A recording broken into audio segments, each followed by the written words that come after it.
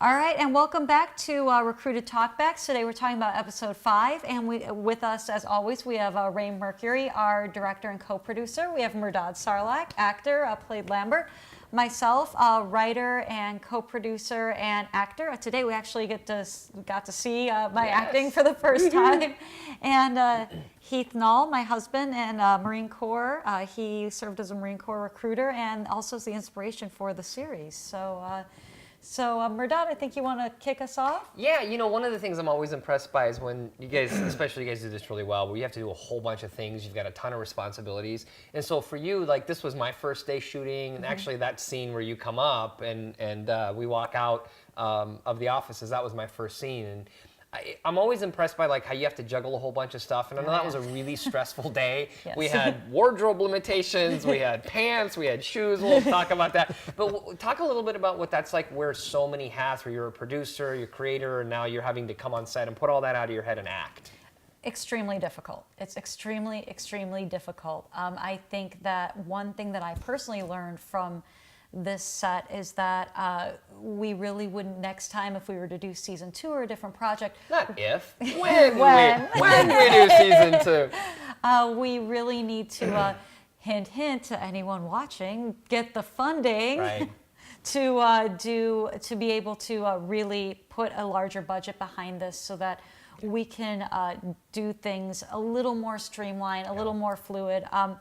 This was hard because this was a SAG production. This was the first SAG production Five Talent's ever done.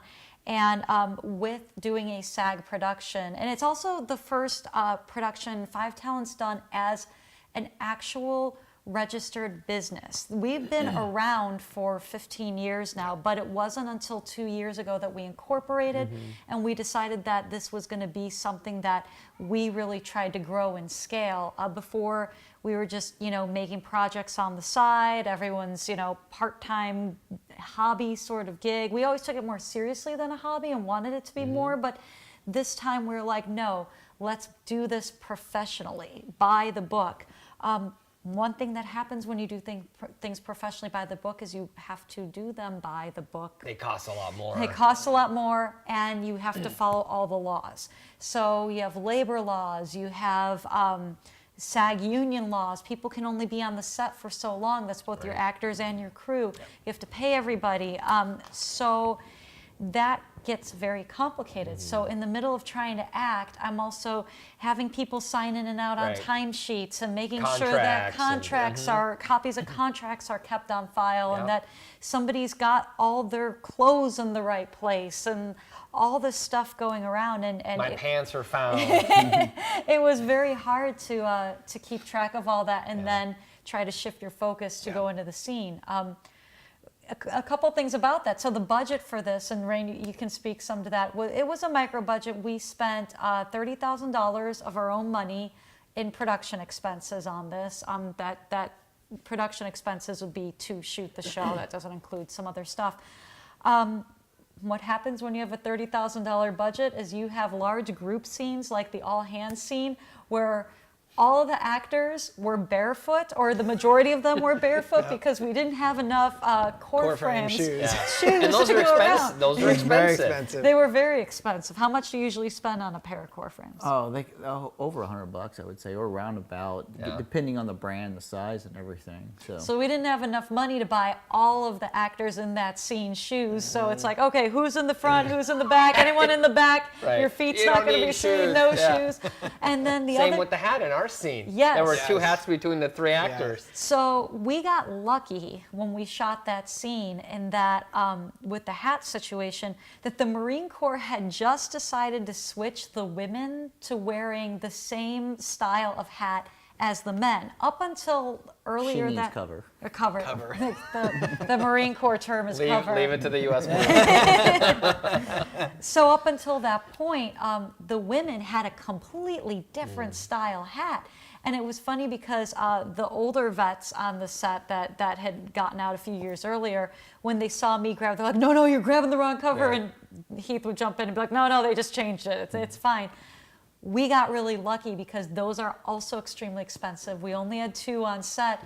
So in that scene with us and Benson, every time the camera changed, we were swapping hats. We were literally doing a hat dance, swapping hats back and forth. And Rain was changing the angle. He was like, I'm going to shoot from over here so I don't get his head, Benson's I was head, like, when I was Mario, wearing it. I go, I need it angled just enough so that we see like the Shoulder, chin line from but the shoulder not to the the chin, hat, right. but we can't go above his little sideburns here because then we'll know he's not wearing a hat. Those are all the things you don't know. Yeah, and we had to get around. It worked out great though. Yeah, and then again, it was like with the core frame shoes, like in episode 2, if you remember Master Gun's walking and we deliberately filmed him shooting his feet, we had to make sure he had the uniform styled shoes, and it was just one of those things where we didn't have enough of that for everybody in the all hands. So it was like, okay, we're not going to film. I did want to film full body, but I was like, no, we don't have enough of the right shoes. So let's just get everybody in shoes that are close enough or in their socks, and we're just going to leave it at that. And pants were truly optional. Pants were a challenge. Now,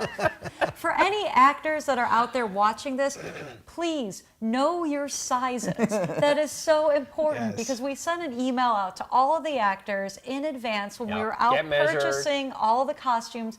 We need your shirt size, as in like dress shirts, so like neck, sleeve length. We need your pant size, and this is not your jeans size. Jeans and slacks are two different sizes, so you need to get measured. We need your shoe size for people that, oh my goodness, people wrote back stuff that made no sense. I'm a 6. I'm like, you're a 6. A 6 of what pants is 6 of men? Like that's, length, they would confuse the length and the hem and the waist. All the hem and the waist are all confused. So Heath was out there sourcing all of our costumes. It was rough. I mean, any military member knows uniform items are not cheap. So I go to the thrift store on base and get as many closest sizes as I can get and shoes. And I wiped them out on a lot of stuff.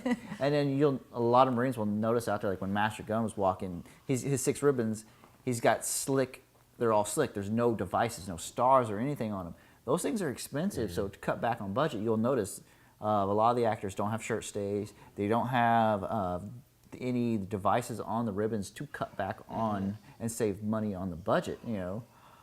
There's a few times you'll see some stars and stuff because those are my personal ribbons that I've done up on my uniform. We just need to switch them out or whatever. So when we were shooting that all hands scene, there was also drama with the pants. We had some people, because they gave us all the wrong measurements. They were wearing pants.